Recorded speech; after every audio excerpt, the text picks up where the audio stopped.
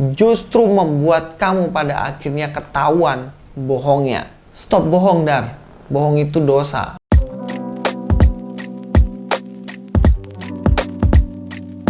Shalom Alaikum, selamat datang kembali di channel ini. Kali ini saya akan membahas lagi-lagi tentang nandar. Kali ini nandar bohong, guys. Bohong apa? Katanya dalam Alkitab lagi hanya nabinya yang dikatakan Al-Amin. Nah, makin jadi kan? Dan dia menuduh katanya Yesus tidak memiliki gelar Amin, yaitu versinya nandar, karena memang nandar suka kayak gitu. Nubuatan tentang Yesus diklaim nubuatan nabinya, lalu fitnah katanya Yesus tidak ada sama sekali dibilang amin di dalam Alkitab. Yang membuat saya bingung, entah ini sebenarnya hanya kebohongan nandar atau memang nandar itu nggak ngerti apa-apa atau kebotolannya nandar begitu.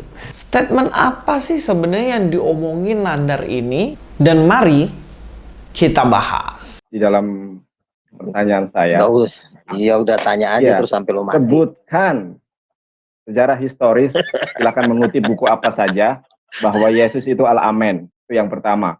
Yang kedua, ayat Bible sendiri yang mengklarifikasi bahwa Yesus itu adalah Al-Amen. Karena bagaimana statement saya, hanya Nabi Muhammad SAW yang mendapatkan gelar Al-Amin. Itu tertulis di dalam tinta emas. Jawab, Bang Luga, nggak ada. Katakan saja kalau tidak ada, tidak ada. Jangan ngawur.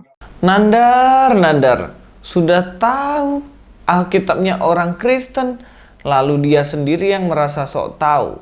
Bilang kalau nggak ada, katakan nggak ada. Kalau ada, katakan ada. Dar, saya kasih tahu kau, ada dalam Alkitab. Kamu aja yang nggak tahu. Makanya mikirannya itu jangan dibutakan sama ilah zaman ini. Makanya nggak ngerti. Tanpa berlama-lama, mari kita akan bahas kata amin ini sendiri supaya kita memahami sebenarnya amin ini cocok disandangkan kepada siapa. Pada pertemuan sebelumnya kan saya sudah jelaskan bahwa amin itu berarti benar. Ya, benar, tidak ada kesalahan. Lalu bagaimana bisa perkataan seseorang nabi yang ada salahnya mendapat gelar amin? Ya hanya Yesus yang adalah Tuhan yang dapat gelar amin. Gitu loh. Oke, kita langsung aja bahas ke ayat Alkitabnya. Mari kita bahas mengenai bukti Yesus adalah Al-Amin. Atau sebenarnya Yesus adalah amin lah ya. Nandar mengklaim. Ini nandar klaim. Dan memang dia banyak sekali yang dia klaim. Klaimnya nandar apa? Amin dalam Alkitab adalah untuk nabinya nandar atau Muhammad. Lah kenapa Alkitab kok bahas Muhammad sedangkan Muhammad belum ada? Kan gitu logika simpelnya. Kalau kita bahas sebenarnya yang pertama, kata amin itu dalam bahasa Yunaninya juga memakai kata amin. Dalam bahasa Ibraninya juga pakai kata amin. Sebab amin ini memang dipakai pada waktu itu untuk beberapa hal ya guys ya. Setidaknya ada 3 hal yang menunjukkan tentang hal ini. Amin itu berbicara mengenai kebenaran yang hanya dikatakan oleh Yesus saja. Hanya perkataan Yesus yang bisa dikatakan sebagai amin. Sebab perkataan Yesus tidak ada salahnya. Kedua, ucapan setuju dalam sebuah liturgi. Liturgi ini kayak peribadatan begitu. Jadi kalau ada ibadah lalu nanti diakhiri dengan kata amin. Yang ketiga, spesifik memang menjelaskan tentang Yesus. Ini kita akan bahas satu persatu. Arti amin yang pertama yaitu kata-kata Yesus sendiri yang dikatakan sebagai amin. Oke ya? Kenapa harus kata-kata Yesus? Ya, karena kata-kata Yesus adalah kata-kata dari Allah sendiri atau dirinya yang adalah Tuhan. Perkataannya tidak mungkin salah. Semua yang dia katakan pasti benar. Beda dengan nabi yang kadang-kadang berbuat salah. Karena apa? Nabi hanya manusia biasa. Oke, paham ya? Sampai di sini kita harus tahu bahwa kata-kata Yesuslah yang bisa disebut sebagai amin. Mari kita masuk ke dalam Matius 5 ayat 18.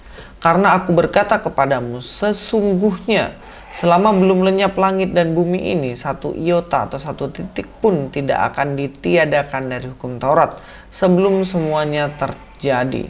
Sesungguhnya, kata sesungguhnya di sinilah yang sebenarnya dalam bahasa Yunaninya adalah amin. Amin gar lego umin. Sesungguh-sungguhnya, sebenar-benarnya aku mengatakan kepadamu. Dan siapa sebenarnya mengatakan sesungguhnya ini? Yang mengatakan ayat ini ya hanya Yesus saja. Sebab hanya Yesus yang bisa dijamin keaminannya. Sedangkan yang lain tidak ada yang bisa menjaminnya. Kita sudah tahu bahwa yang pertama, kata amin ini dipakai hanya untuk statement dari Yesus. Sebab Yesus yang selalu mengatakan kebenaran, bukan kebohongan. Tidak ada satu statement pun dari Yesus yang tidak tergenapi, dan tidak ada satu statement pun dari Tuhan Yesus yang salah. Sebab Dia adalah amin itu sendiri. Dia adalah Allah yang datang ke dunia untuk mengungkapkan kebenaran yang sesungguhnya. Lalu yang kedua, kata amin ini sendiri sebenarnya dipakai untuk apa sih? Mari kita langsung bahas aja guys. Kata amin yang pertama adalah dipakai untuk ucapan setuju dalam sebuah liturgi atau peribadatan. Ucapan setuju maksudnya apa sih? Ya biasanya kalau kalian ibadah itu pasti kan kalau ada berdoa lalu ataupun pendeta menyampaikan firman, maka akan diakhiri dengan kata amin, firman Tuhan. Sebab memang itu untuk menyetujui apa yang dikatakan oleh hamba Tuhan, pendeta atau pemimpin agama yang mengatakannya. Dalam 1 Korintus 14 ayat 16 dikatakan, sebab jika engkau mengucap syukur dengan rohmu saja, bagaimana orang yang biasa yang hadir sebagai pendengar dapat mengatakan amin atas pengucapan syukurmu? Bukankah ia tidak tahu apa yang engkau katakan? Jadi kata amin ini memang dipakai untuk menyetujui liturgi ini.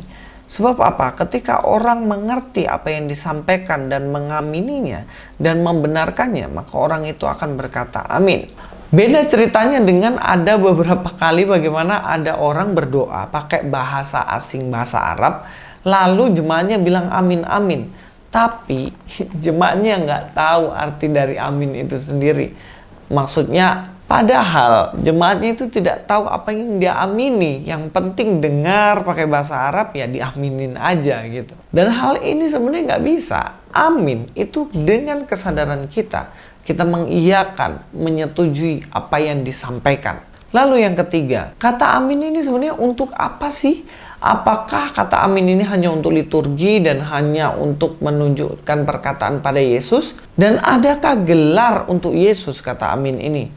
Ya ada dong, mari kita langsung bahas saja guys. Dari dua hal ini kita sudah tahu bahwa kata amin memiliki arti berbeda ya, hanya untuk perkataan Yesus dan juga untuk liturgi. Dan yang ketiga lebih spesifik lagi, bagaimana kata amin ini sebutan untuk Yesus. Sebutan untuk Yesus dalam arti apa nih guys? Sebutan untuk Yesus dalam arti menunjuk pribadi seseorang. Misalnya Pak Jokowi dipanggil Jokowi karena apa? Namanya sebutannya Jokowi, padahal namanya adalah Joko Widodo. Dan semua orang udah tahu, oh Jokowi berarti artinya Joko Widodo. Begitupun juga dengan Yesus. Ketika ada sebutan amin, maka pembaca akan tahu bahwa amin ini adalah Yesus. Mari kita cek ayatnya. Dalam Wahyu 3 ayat 14, dan tuliskanlah kepada malaikat jemaat di Laodikia, inilah firman dari amin. Saksi yang setia dan benar, permulaan dari ciptaan Allah. Firman dari amin. Nah, kalau amin ini adalah nubuatan atau penunjuk untuk nabinya Nandar, masa nabinya Nandar berfirman? Yang berfirman ya bukan nabinya Nandar dong. Bahkan dalam perjanjian lama pun di dalam Alkitab semua dikatakan firman Tuhan. Walaupun yang menyampaikan Musa tapi tidak pernah mengatakan firman Musa, tapi selalu firman dari Tuhan melalui nabinya Musa. Tapi di sini inilah firman dari siapa? Amin. Kenapa? Dari amin. Iya, karena amin memiliki firman sendiri juga. Karena dia adalah Tuhan gitu. Amin ini siapa? Kalau kita cek di sini tadi legi ho amin, maka amin ini adalah sebenarnya tidak lain tidak bukan adalah Yesus. Yesus yang disebut amin, Yesus yang memiliki firman, Yesus yang sama dengan Tuhan, berani berfirman. Kalau nabinya Nandar mana berani berfirman? Dia bukan Tuhan, dia hanya pengantara. Dia hanya yang menyampaikan dari Allahnya. Harusnya begitu karena dia adalah nabi. Nabi itu kan pembawa pesan sebenarnya artinya. Dari ayat ini sudah jelaslah bahwa amin yang dimaksud dalam kitab Wahyu ini ya Yesus semata. Tidak bisa ayat ini dipaksakan untuk nabinya nandar karena itu akan membuat akhirnya nabinya nandar bukan lagi nabi tapi menjadi Tuhan. Sebab nabinya nandar akhirnya berfirman. Padahal berfirman hanya dilakukan oleh Tuhan saja, bukan oleh manusia. Manusia atau nabi hanya bisa mengantarakannya atau disampaikan Tuhan lalu disampaikan ke jemaatnya, boleh melalui nabinya. Tetapi tidak boleh secara spesifik dikatakan nabi berfirman, manusia berfirman. Karena kalau begitu maka mengangkat jadi Tuhan. Seringkali kan nandar ini mengklaim katanya agama Kristen mengangkat manusia jadi Tuhan. Dar, kalau menurutku justru kau yang mengangkat manusia jadi Tuhan. Manusia biasa kau bilang dia berfirman dengan mengatakan bahwa ayat ini ditujukan kepada nabimu. Oke ya, mengerti ya? Jadi tolong dipikirkan konsekuensi dari semua omonganmu. Karena dari semua klaim-klaimmu justru membuat kamu pada akhirnya ketahuan bohongnya. Stop bohong, Dar. Bohong itu dosa. Anak sekolah minggu yang masih kecil-kecil tahu. Bohong itu dosa. Jadi stop pembohongan publik. Jangan klaim-klaim ayat yang sebenarnya bukan untuk nabimu. Cari saja ayat yang memang untuk nabimu dalam kitabmu. Bukan di dalam kitabnya orang Kristen. Sebab dalam kitab orang Kristen tidak ada satupun yang menubuatkan tentang Nabi Mundar. Terima kasih, di sini saja bersama dengan saya Louis Prastio. God be with you all.